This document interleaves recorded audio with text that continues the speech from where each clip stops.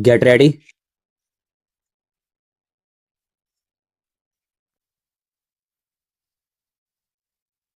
Start. A person who is not dealing in an expert way with a specific subject will naturally go in for generalizations. I am not expert, and so I can say many things about many subjects. Looking at this institute from a distance and looking at its publications, it seems to me that it has been making good progress. We have been told that similar institutes in other countries have begun to appreciate the work of this one. There can be no doubt about the importance of the work which you are called upon to do.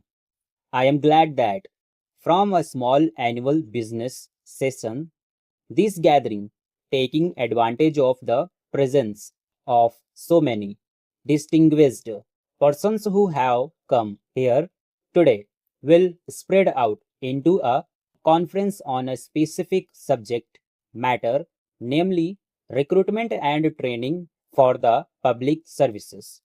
I feel that this is something really solid and worthwhile.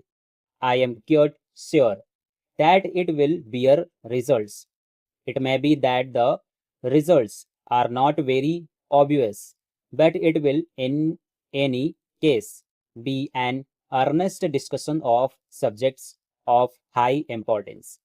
I often wonder how we should approach these subjects. There are several possible approaches to them: technicians' approach, the professor's approach, and the man in the streets approach.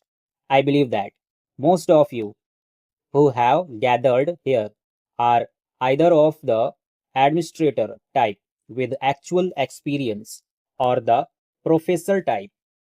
Both types are very important, both having a fund of knowledge at their disposal. It may be said, however, that neither of these two types represents the man in the streets approach. I do not think the man in the streets approach is likely to be well informed or even very helpful. However, it is obviously an important approach because it is the man in the street or the man in the field who counts, because, after all, it is him that the administration is ultimately meant to serve. You must always remember that aspect. If you do not, you will have no solid ground under your feet. It is worthwhile to repeat this because the administration not only has to be good but has also to be felt to be good by the people affected. That should always be so, but it is necessary in a fully democratic setup because this is being fast developed not only in this country but in many others too. Now, what is self government? We have a parliament which is sovereign, which normally speaking is elected every 5 years. It is obvious that the vast majority of the measures considered and passed by parliament are in a way being considered by the 360 million people in the country. If I may say so, the people's representatives tend to function on the basis of a feeling of the general pulse of the people. The latter have got the power to kick out a government or a member after a certain period of time, as it is important to keep the government or parliament in check. Again, there also exists a general feeling or awareness in the people that things are being done according to their wishes or in consultation with them. In fact, they have begun to feel that they are governing themselves.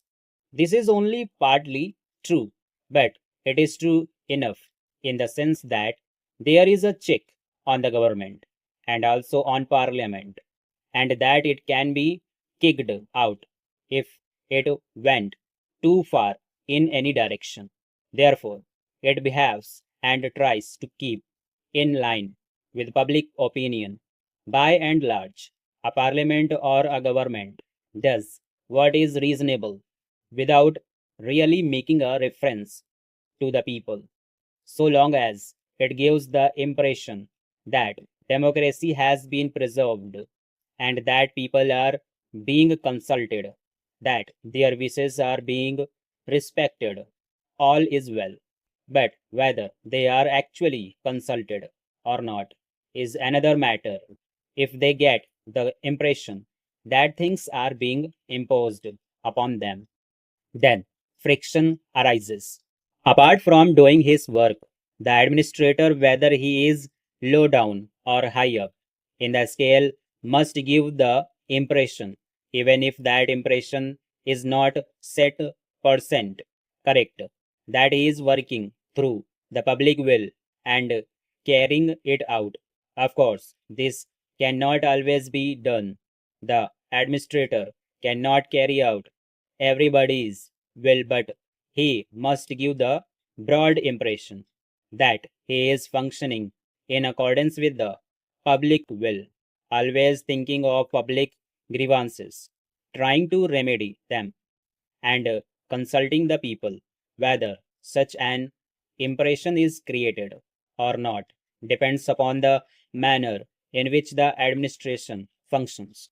It is quite essential in a democracy to create this impression in the interest of both the public and the administrator. Otherwise, democracy rebels, perhaps not immediately, but after a period of time. This applies generally to all types of administrative activities, but it applies more so to work of a social character, which affects the people at large in many ways. Here, stop.